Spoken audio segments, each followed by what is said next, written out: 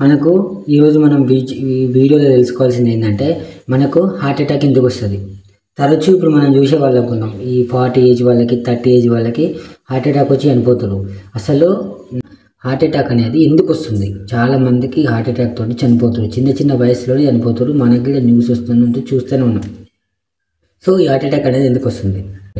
First of all చిన్న చిన్న age వాళ్ళకి హార్ట్ అటాక్ ఎందుకు వస్తుందంటే కొన్ని కారణాలు ఉన్నాయి. ఫస్ట్ ఆఫ్ ఆల్ ఒకటి, ఫస్ట్ స్మోక్ చేయడం, అతిగా స్మోక్ చేయడం వల్ల, స్మోక్లో అసలు మనం సిగరెట్ తాగడం వల్ల నికోటిన్ అనే ఒక మూలకం ఉంటుంది. ఆ నికోటిన్ అనేది చాలా ప్రమాదకరం.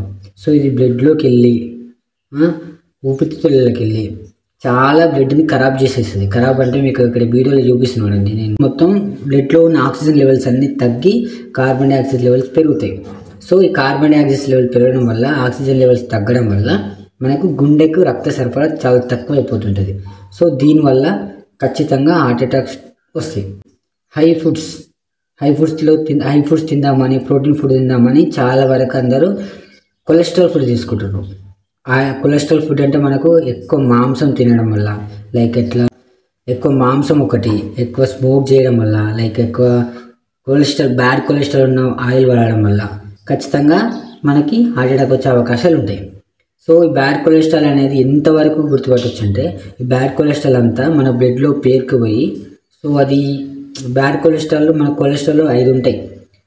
టీజీఎల్ అని, టోటల్ కొలెస్ట్రాల్ అని, హెచ్డిఎల్ అని, బిఎల్డిఎల్ అని, ఇవన్నీ ఉంటాయి. సో దీంట్లో బ్యాడ్ కొలెస్ట్రాల్ వచ్చేసి ఎల్డిఎల్ పర్సెంట్ పెరిగితే ఏమవుతుందంటే బాడీలో టీజీఎల్ పర్సెంట్ పెరిగిన, టీజీఎల్ మీన్స్ ట్రైగ్లిసరైడ్స్, ఇది పెరగడం వల్ల ఆటోమేటిక్గా మన బాడీలో వెయిన్స్ మధ్యలో బ్లడ్ పేరుకుపోతుంటుంది.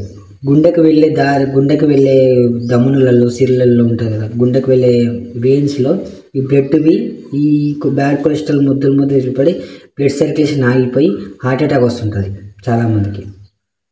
బ్యాడ్ కొలెస్ట్రాల్ వల్ల ఇన్ని ప్రాబ్లమ్స్ ఉంటాయి. నెక్స్ట్, చాలామంది ఈ రోజులలో చాలా బిజీగా ఉండి తన బ్రష్ చేసుకోవడం, పని చేసుకొని రావాలి, అంతేగాని బాడీని కష్టపెట్టే వాళ్ళు లేరు.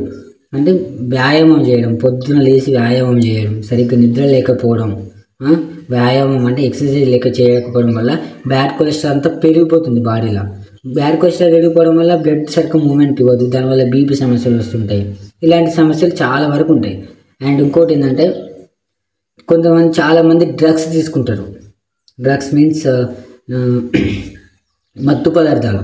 ఎక్కువ వరకు అర్థమవుతుంది అనుకుంటున్నా వయసు. మత్తు పదార్థాలు తీసుకుంటారు. ఈ మత్తు పదార్థాల వల్ల మనకి గుండెకి, బ్లడ్కి చాలా ప్రమాదం. అసలు ఎంత ప్రమాదం అంటే బ్లడ్ సర్క్యులేషన్ అనేది జరగకుండా అంత ప్రమాదం ఉంటుంది. సో చిన్న ఏజ్